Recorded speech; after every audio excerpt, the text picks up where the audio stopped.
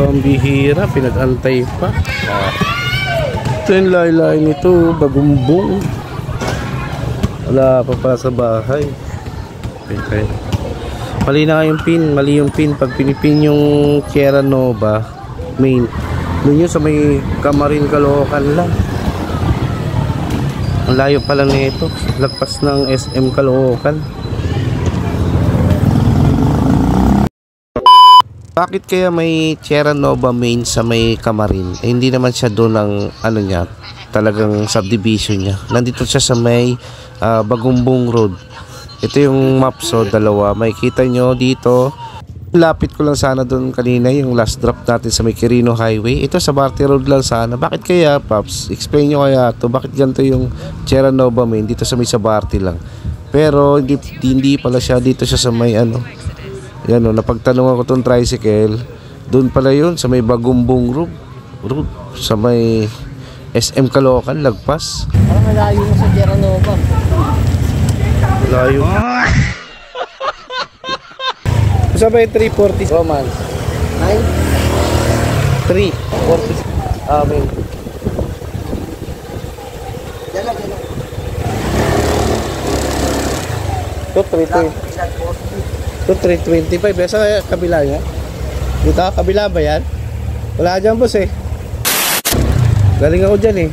Kabila ba yan? Blackpool to eh. Yung pagka yung kanto dyan, kakaliwa kayo. Kaliwa. Tama lang dyan. Hindi ko mahanap eh. Yung kanto na yan.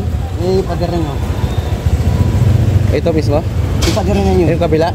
Ay, may tawag yung padirin. Itong kulay gray? Pula. Ay, ito sa kabila? May padirin kulay puti, gray. Oo nga. Silver. Mababa dyan? Sa kanya kulay team. Yan. Sa kanya kulay team bumabakayos. Pagkakaliwang bahay. Report. Okay. Salamat kaya.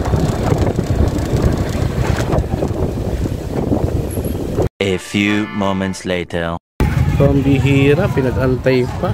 Ito yung laylay nito, bagumbong. Wala pa pala sa bahay.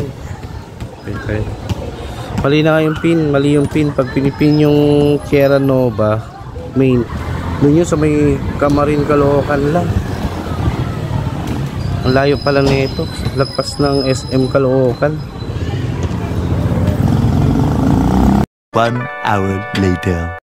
After siguro nung napicture na kami ng 10 AM nung pag-alis namin sa Silang, akala ni ma'am darating agad kami dito sa may North Caloocan. Kaya expected niya nung umaga hindi siya makaalis na deliver agad. Hey, Master.